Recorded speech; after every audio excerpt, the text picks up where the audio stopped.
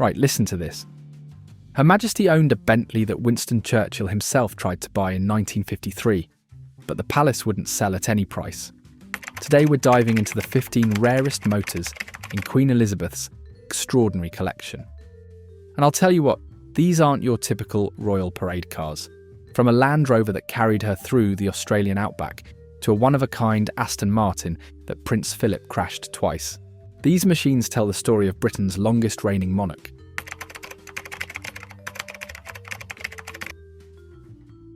Let's start with something proper British. This isn't just any Daimler. This is one of only 7 DE36 built with the ultra-rare straight-8 engine and coachwork by Hooper & Company. Under that long bonnet sits a 5.5-litre straight-8 making 150 horsepower, which was absolutely massive for 1950. The Queen received this beauty as a coronation gift from the Daimler Company, complete with a commemorative plaque signed by every worker who built it.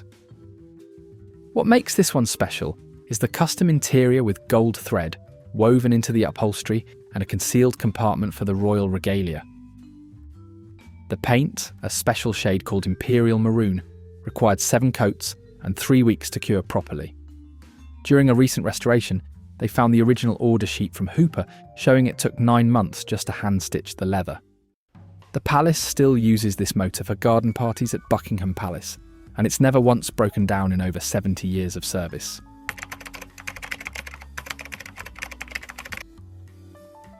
Here's a motor that'll make any British petrolhead go weak at the knees. One of only 12 Phantom V landolets, built with the experimental alloy body panels to save weight for overseas tours. The 6.2-litre V8 is pure British engineering excellence, making 200 horsepower through twin SU carburettors. This particular chassis, 5VD63, was Her Majesty's personal choice after test driving 3 different examples at Windsor, and she specifically requested the lighter construction for Commonwealth visits. The rear compartment has a specially designed seat that raises hydraulically so crowds could see the Queen better during processions. The mechanism was so reliable that it's still working perfectly today, 6 decades later. They found the original Mulliner Park Ward build sheets showing the interior took 6 craftsmen working full-time for 4 months. Still has the original Connolly leather that smells exactly as it did in '61, treated with a special preservative that Rolls-Royce kept secret for years.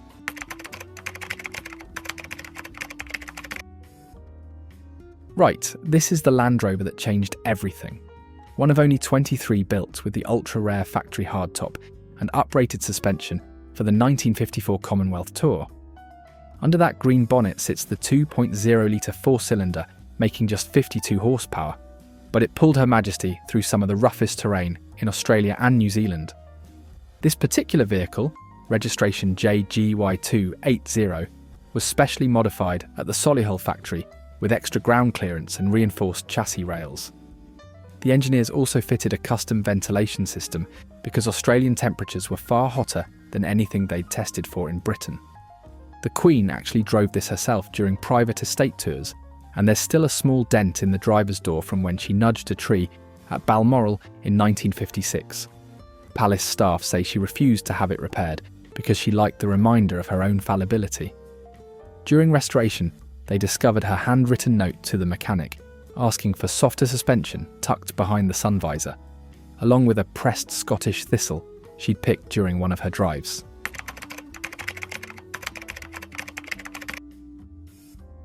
Now here's something that'll surprise you.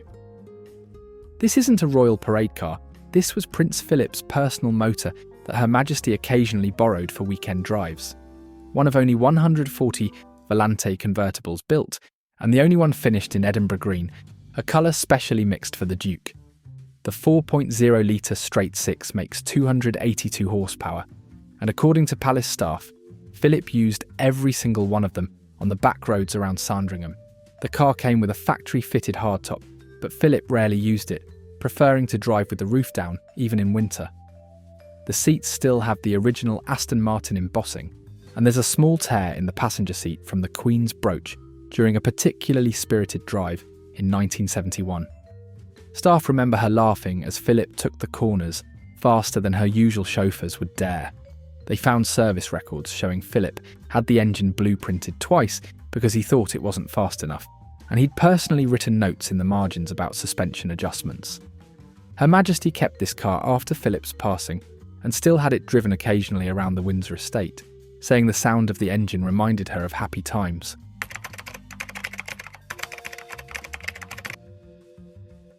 Here's the motor that defined an era. Built specifically for the Silver Jubilee celebrations, one of only 2 Phantom cities with the experimental fuel injection system that Rolls-Royce was developing. The massive 6.75-litre V8 makes 220 horsepower through that pioneering fuel injection, making it smoother than any other Royal Rolls. This chassis, PRH4, travelled over 100,000 miles during Her Majesty's reign, more than any other state car. The odometer reading represents countless state visits, garden parties, and official engagements across 7 decades. The coachwork by Mulliner Park Ward took 18 months to complete, with every single body panel hand-rolled from aluminium. The paint, Royal Claret, required 23 coats to achieve the depth of colour that photographs so beautifully under any lighting condition. During a recent service, they found the original congratulatory telegram from the Rolls-Royce chairman still sealed in the door pocket, along with a route map from the Jubilee procession with the Queen's handwritten notes about timing. There's also a small Union Jack flag tucked under the rear seat that children had given her during one of the Jubilee walkabouts.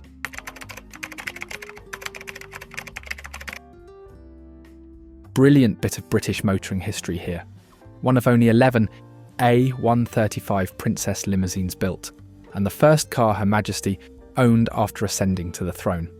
The 4.0-litre straight 6 makes 130 horsepower, which doesn't sound much now, but in 1952 this was considered quite powerful for a luxury car. Austin built this specifically for royal use, with a raised roofline and custom suspension that could handle British country roads without bouncing Her Majesty about. The engineers spent months testing it on the worst roads they could find in Yorkshire to ensure proper comfort. The interior features the original West of England cloth in royal blue, and there's still a small makeup compact in the vanity case that Princess Margaret left there in 1953. The compact still has Margaret's initials engraved on the lid in her own handwriting. The restoration team found the original Austin Motors invoice, showing it cost £3,847, which was more than most houses at the time and caused quite a bit of discussion in Parliament about royal spending. Despite the controversy, this motor served the royal family faithfully for over 2 decades before being retired to the collection. Right folks, if you're enjoying this journey through Her Majesty's incredible collection, do us a favour and hit that like button, drop a comment telling us which car is your favourite so far, and subscribe so you don't miss our next video. Now, let's crack on with number 9.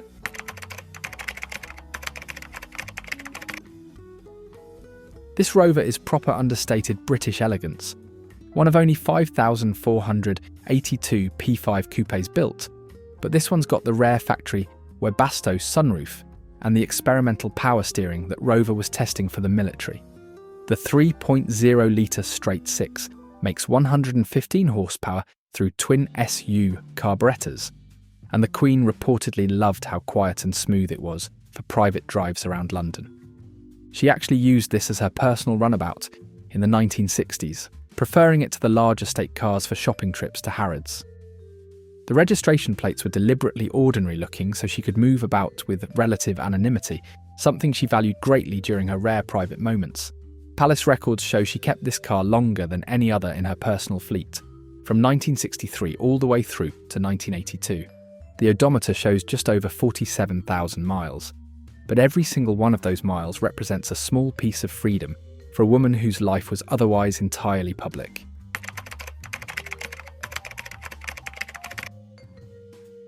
Here's a motor that shows Her Majesty's practical side, one of the very first 3-door Range Rovers off the Solihull production line, with special modifications done personally for the Queen. The 3.5-litre Rover Vid8 makes 132 horsepower, and she drove this herself around Balmoral and Sandringham for over 30 years. This particular vehicle, registration LRG890S, has all the standard Range Rover capability, but with a few royal touches, including heated seats long before they were common, and a custom gun rack for shooting parties. The modifications also included reinforced rear springs to handle the Scottish terrain and a police-spec alternator for reliability. The odometer shows over 180,000 miles, every single one driven by Her Majesty or other members of the royal family. The exterior still bears the scuffs and scratches from decades of proper use, which the palace deliberately left untouched as testament to the Queen's love of driving. They found her driving gloves still in the centre console during a recent service, along with a handwritten list of estate maintenance tasks in her own hand. There's also a dog lead and a well-worn copy of the Countryman's Weekly from 1985, showing this was a proper working vehicle, not just for show.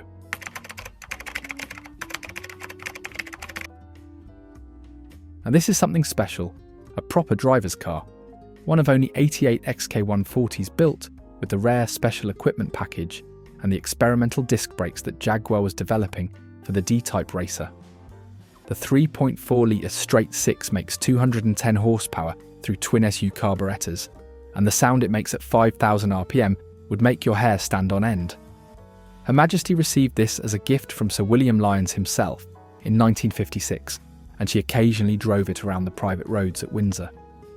The gift came with a handwritten note from Lyons saying he hoped she'd enjoy Britain's finest sports car, and by all accounts she did. The British racing green paint is still original, mixed using the same formula Jaguar used for their Le Mans cars, with a depth and lustre that modern paints simply can't replicate. The chrome wire wheels are original too, still wearing the same Dunlop racing tyres that came with the car, though they're for display only now. During restoration, they discovered timing sheets from Silverstone tucked under the passenger seat. Turns out Princess Margaret borrowed it for a racing drivers' charity event in 1957 and managed to set a quite respectable lap time. There's also a pair of driving goggles in the glove box that still have Margaret's lipstick marks on them from that day.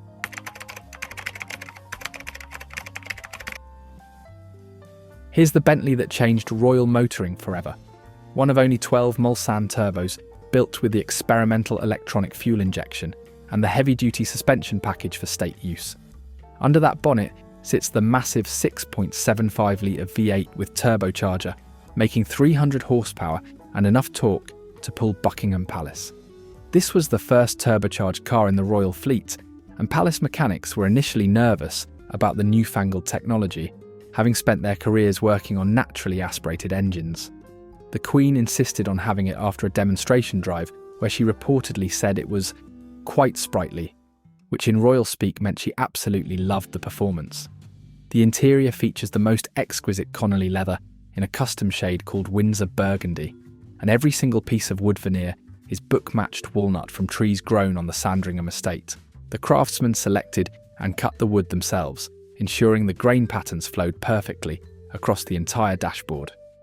The turbo system required special servicing procedures that Bentley engineers had to teach the palace mechanics, and there's still a training manual with handwritten notes in the boot. This motor proved so reliable that it influenced the specification for all subsequent royal Bentleys, making it perhaps the most important car in the modern royal fleet.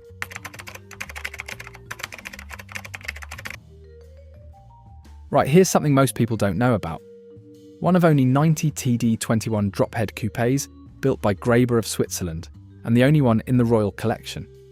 The 3.0-litre straight six makes 120 horsepower, which was quite respectable for a touring car in 1960. Her Majesty bought this privately through a London dealer after admiring one at the Geneva Motor Show, paying for it with her own money rather than using royal funds. She used it for private holidays in Scotland, appreciating its combination of performance and discretion, and the fact that most people wouldn't recognise it as a royal car. The Graber coachwork is absolutely stunning, with every body panel hand-formed in Switzerland before being shipped to Coventry for final assembly. The attention to detail is remarkable, with panel gaps so tight, and even that they look like they were cut by laser, despite being done entirely by hand. During a recent restoration, they found a picnic set still packed in the boot from a 1962 trip to Loch Muich, complete with a thermos that still had the faint smell of tea. There were also several rolls of undeveloped film tucked into the door pockets, presumably personal photographs that were never developed, adding another layer of mystery to this already fascinating motor.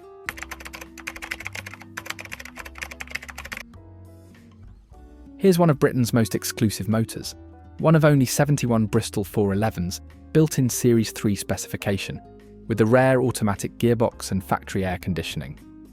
Under that distinctive bonnet sits a 6.3-litre Chrysler P8, making 335 horsepower, making this the fastest car in Her Majesty's personal collection. Bristol built this specifically for the Queen, with a raised roofline and specially calibrated suspension that could maintain composure at speeds other luxury cars couldn't handle. She reportedly loved how it could cruise effortlessly at 100 miles per hour on the motorway during trips between royal residences, covering the distance from London to Balmoral in remarkable time. The interior features the original Bristol hide in a custom grey colour, and all the instruments are calibrated in a unique typeface designed specifically for this car. The speedometer goes up to 150 miles per hour, and according to Palace staff, she tested that upper range on more than one occasion. They found the original Bristol car's invoice showing it cost £11,250, which was more than 3 times the price of a standard Jaguar at the time, and raised eyebrows even among the aristocracy. Despite its cost, this motor represented exceptional value, combining American muscle with British craftsmanship in a way that no other car manufacturer could match.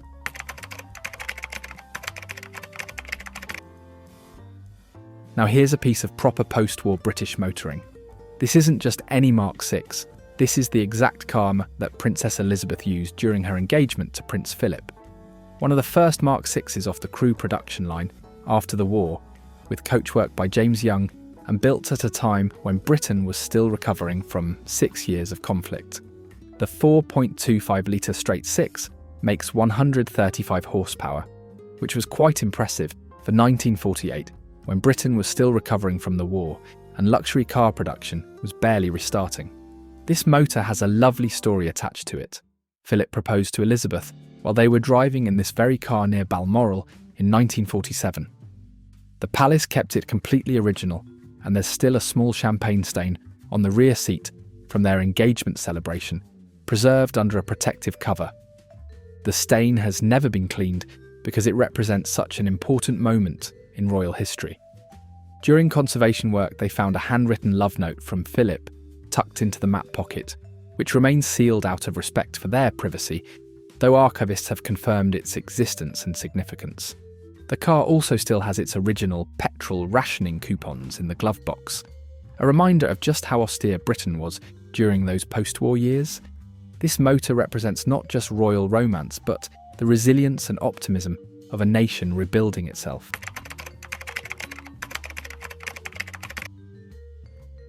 Here's something that'll surprise you: a proper family estate car. One of only 340 Cresta PA deluxe estates built, and the only one with factory-fitted child seats and custom luggage rails for royal tours. The 2.6-litre straight six makes 95 horsepower, nothing spectacular, but this wasn't about performance, it was about practicality and family life. Her Majesty used this for private family outings with young Charles and Anne, preferring its practicality over the formal state cars and the anonymity it provided. The bench seats are original, still covered in the factory vinyl that was easier to clean after muddy country walks, beach trips, and the general chaos of children. There's even a small burn mark on the rear seat from when young Prince Andrew dropped a sparkler during a bonfire night celebration at Sandringham. They found children's colouring books from the early 1960s still tucked into the door pockets, along with a small toy corgi that presumably belonged to one of the young princes. The pages are filled with crayon drawings of cars, horses, and what appears to be Buckingham Palace, drawn by a very young hand.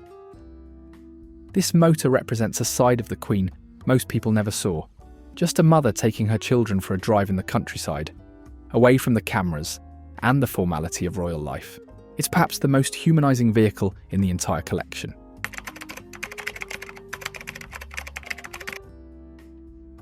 Right, here's the crown jewel.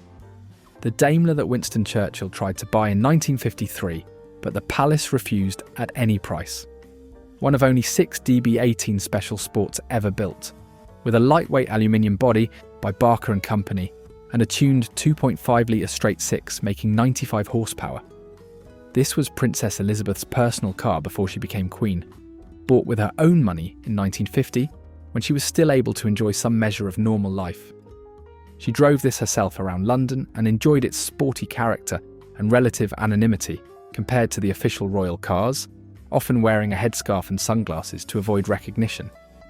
Churchill saw it at a palace garden party and immediately offered to buy it, even suggesting he'd trade his own Humber for it.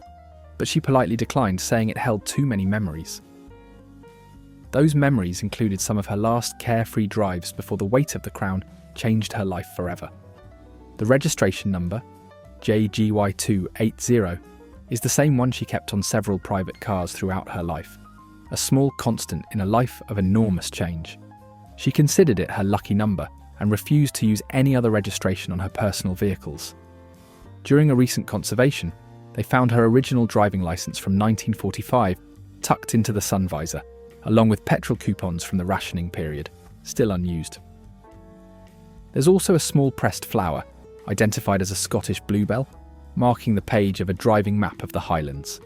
This motor represents Her Majesty's independence and love of driving, a passion she maintained right up until her final years, and perhaps the purest expression of who she was when she wasn't being queen. Well, there you have it. 15 of the rarest and most extraordinary motors in Queen Elizabeth's remarkable collection. From practical Land Rovers to exclusive Bristols, each one tells a story of Britain's longest reigning monarch. If you've enjoyed this journey through royal motoring history, make sure you subscribe and click on the next video on your screen. Cheers.